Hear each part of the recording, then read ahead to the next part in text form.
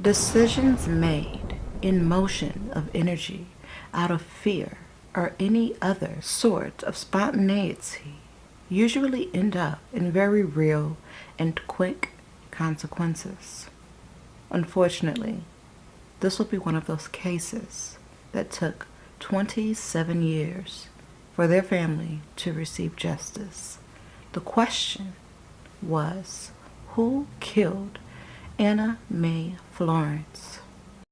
You are watching the Amanda K channel. Thank you for selecting today's video. I would love to have you as part of the B.O.L.O Crew. So remember to subscribe. Thank you.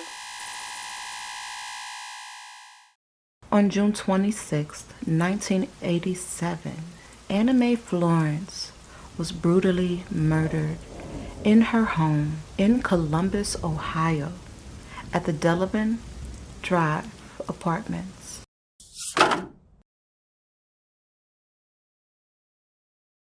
That morning, Anna Mae Florence was getting ready for a day of shopping with her family. She was new to the area. She had just moved to Columbus from Alabama to be with family. That morning, she was preparing herself and having lunch, made herself a sandwich, and then there was a knock at her door. And Anna Mae, much like every other time in her life, would go to attend to the knock at her front door. On the other side of that door was trouble. Trouble brewing inside the life of another person. There stood before her was another woman. She told Anna Mae that she was raising money for a charity and had been going door to door all morning. This couldn't have been further from the truth. But being the Southern belle that Miss Anna Mae Florence was, she invited this woman into her home as she went in search for her purse. Now Miss Anna Mae goes in search for her purse, which lay somewhere near the kitchen area, which wasn't too far from the front door of her home. Rummaging through her purse, Anna Mae would make a very grave mistake when she turns her back away from the strange woman.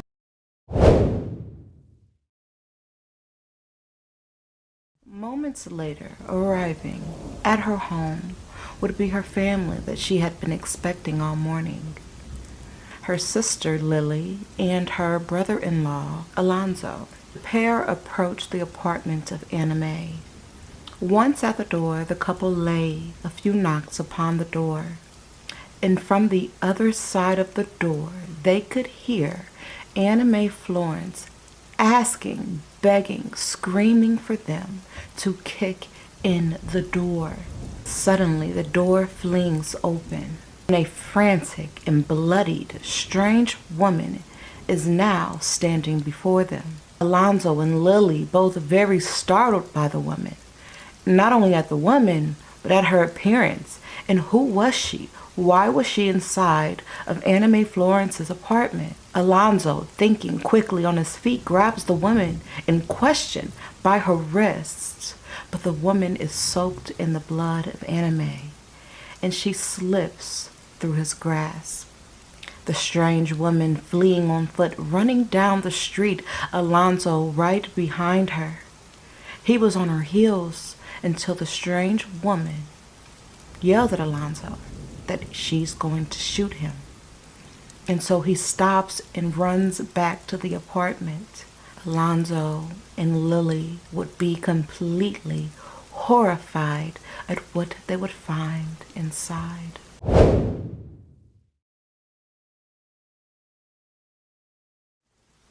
Dying Anna Mae lay on the kitchen floor, stab wounds all over, and a cord to a telephone was wrapped around her throat. Now, very quickly, they're at the side of Anna Mae, and they're asking Anna Mae, who was the woman, Anna Mae? Who was the woman? Staggering for a breath, Anna Mae tells them she doesn't know. She doesn't know the woman. Anna Mae's life was stolen from her this very day as she dies there on the floor. Once at the crime scene, investigators, detectives, and police began collecting evidence that would serve the full purpose of trying to capture the assailants in this case. Clues that could possibly give them a lead, now gathering many things amongst them. There was a particular fingerprint near the front door.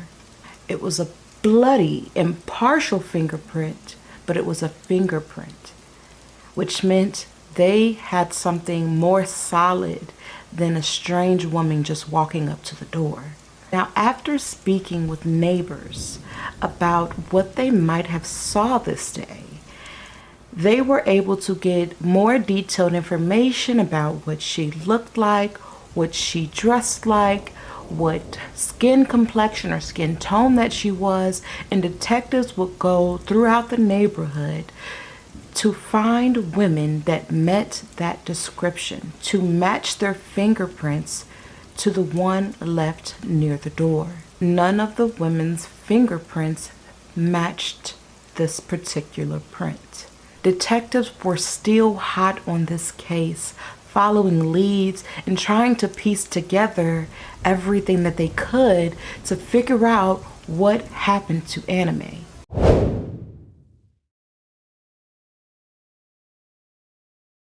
When there was an anonymous tip called in, here is what the caller said. When I heard her talking about it, then she had scratches on her hands and stuff. You know, I guess what somebody had been grabbing her, and she had a couple bruises on her arm. The only reason I'm doing this is because, you know, I have people that live over there. Well, we need all the help we can get. You want to give us your name at this time? No, not really. Okay, my name is Odell, O-D-E-L-L. I know the person that did the crime. Okay. Do you know her name? Yeah. Anita Campbell. Detectives would bring the man, Odell, in for questioning. Odell wasn't really forthcoming with the information that he had once provided to police over the phone.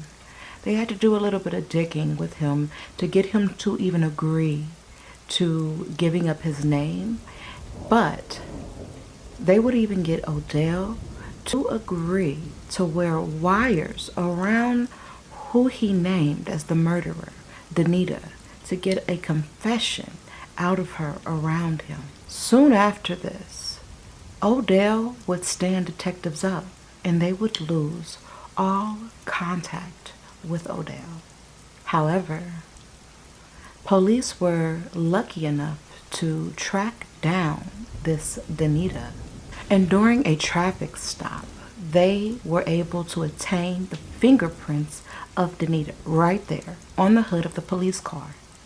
They were compared to the prints that was left on the wall. There was no match. At least that's what detectives could see. Remember, this is a half bloody fingerprint. However, because there was not any other solid evidence to hold Danita, they had to let her go, floored and exhausted. And soon after, this case would go cold.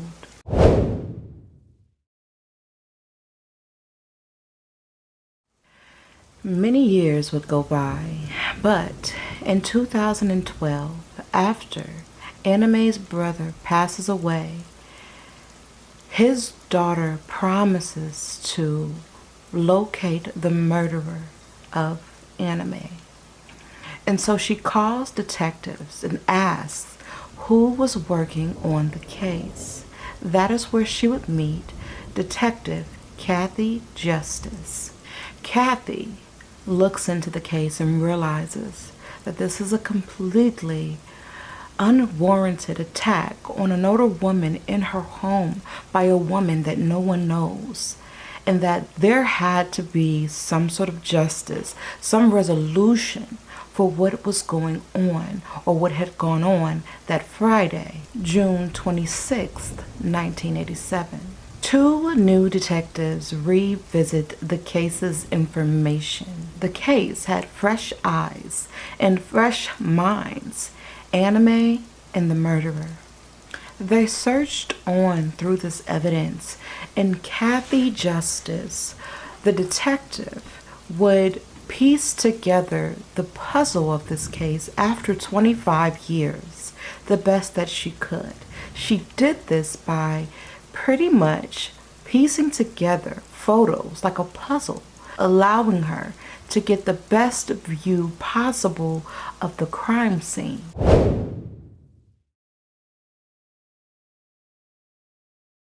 She notices Anna Mae's purse, the kitchen, the door. She sees everything and her mind is wandering.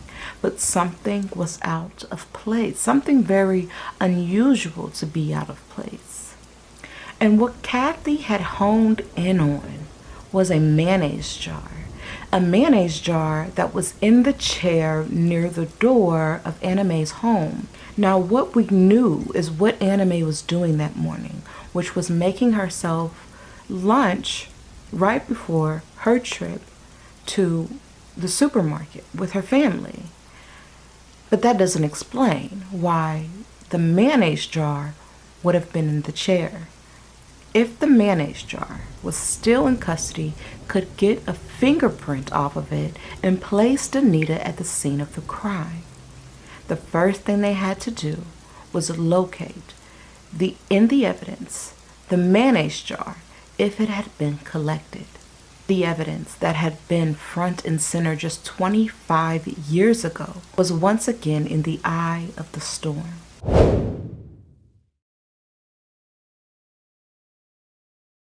And there, Kathy Justice locates the mayonnaise jar. Now, very swiftly, the mayonnaise jar is sent away for testing and with new technology. And with the new technology, they were able to lift a full and accurate fingerprint from the side of this mayonnaise jar. And it wasn't Anna Mae's. Now, in excitement, you know, like I know, the first thing that was done is to find Danita's fingerprints that they had captured from her that day she was stopped in the traffic and compare it to the new discovered fingerprint.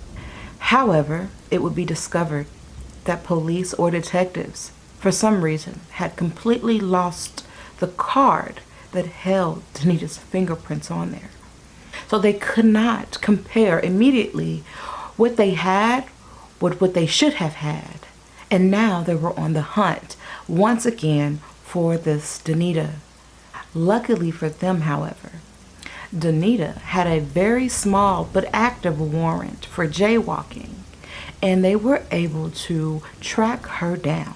And within a few hours, the results were in. There was no match. Danita did not murder Anna Mae Florence.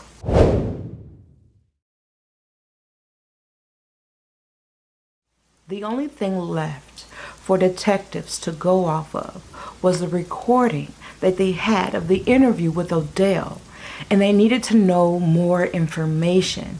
Why would someone implement Danita in a crime that she was not a part of?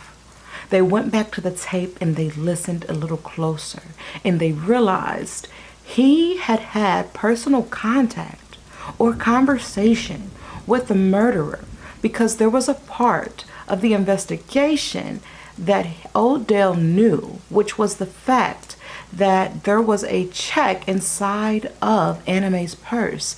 That piece of information was not released to the public, so they knew he knew more than what he was leading them to believe. And they wanted to know why or how Danita would have been a part of this crime. Odell was tracked and questioned, brought into the station again. And guess what? Odell didn't remember this interview. He didn't remember ever speaking with detectives or telling detectives any of this information. He had no clue what they were talking about. It was stressing him out because why is he being implemented in something that he had absolutely nothing to do with? At least that's what he's telling detectives.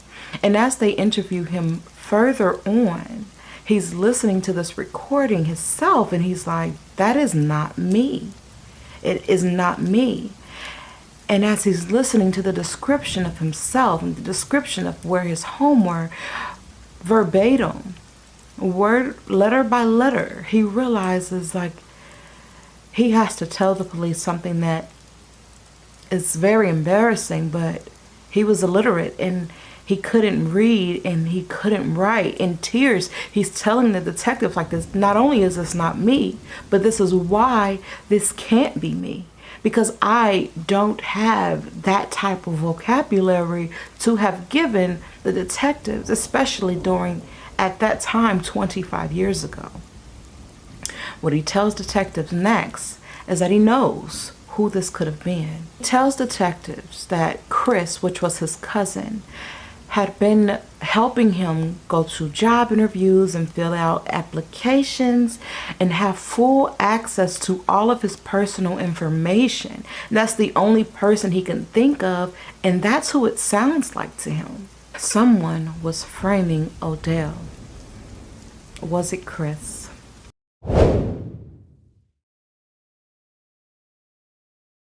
Now it takes a little bit, but they track down Chris's phone number and initially start conversation with him that way. Chris is denying everything. Like, I don't know what you're talking about. I've never talked to you. That didn't happen. It's not me. But detectives are like, this is our guy.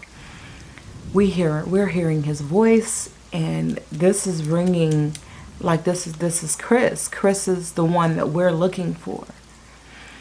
And it takes a little bit longer, but they track Chris down. They track Chris down at his mother's house. And there, they give a formal interview. And they're asking Chris all of these questions about why, how, if this is him.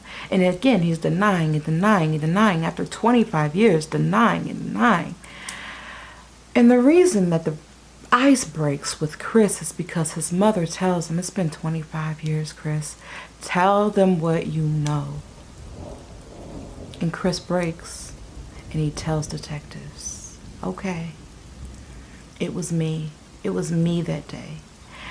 Police or detectives at the time didn't actually confirm Odell's or Chris's identity.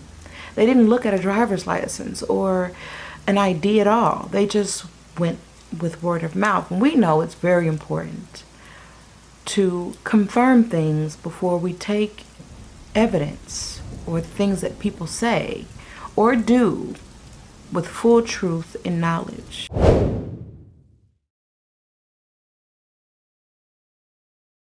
Chris confesses like it was not Danita. Chris confesses that the real suspect that they want to talk to in this case is a woman named Zina Roberson. He tells detectives that Zina was his friend at one time and she had confided in him this information about what happened with Anna Mae that day. He tells detectives that Zina was actually in debt with a drug dealer and was trying to pay off her debt and had no other means of acquiring the money that she needed. He goes on to tell detectives that during the transaction of Anna Mae giving Zina the money, Zina wanted more money and attempted to rob Anna Mae. And Anna Mae fought back as anyone would. And that's what happened. She killed, allegedly, Anna Mae Florence.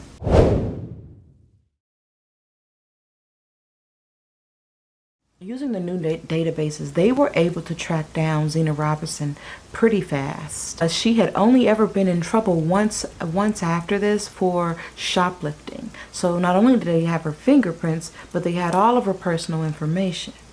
Now this was the last chance, the last lead they had to go on. Did the fingerprints match the one on the wall and the one on the mayonnaise jar? This was detectives' very last lead to go on. It's a match. The murderer, the suspect, the assailant, the killer was Zina Roberson. Now, they would post a picture of Zina's face on their Facebook page and ask, has anyone seen this woman? And almost instantly, people are saying, like, I see this woman often. I see her at the bus stop. I see her here. They're like, well, she's in the area. She's local.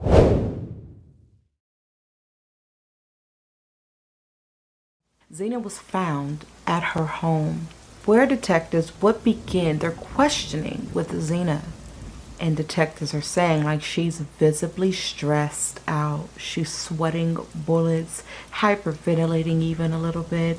And she just is really uneasy about why they are there. And they tell her, you know why we're here.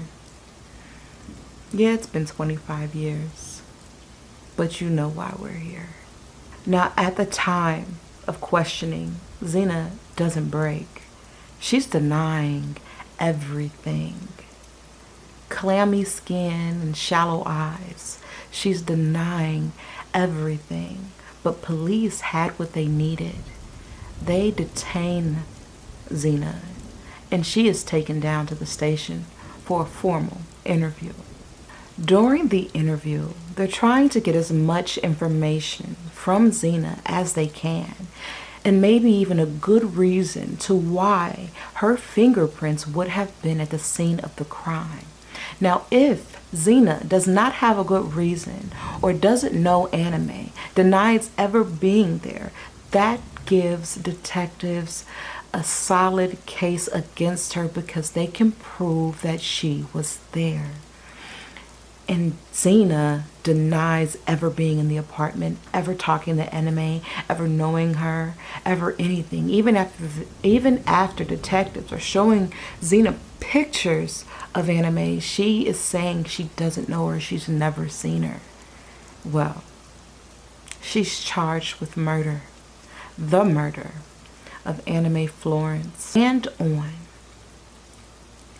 August 25th, 2014, after 27 years, Zina Roberson is charged with the murder of Anna Mae Florence and is sentenced to 15 years to life in prison.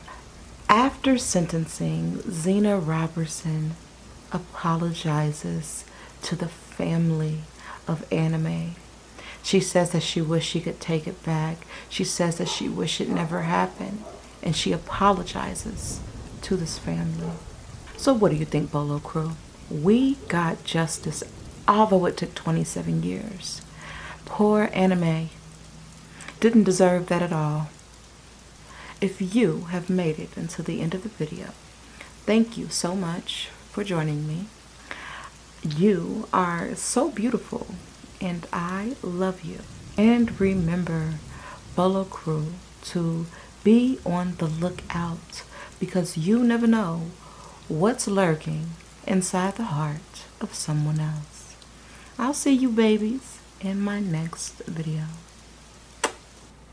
In my last video, I said that I love showing up with good stories, and that just rung the wrong bell for me.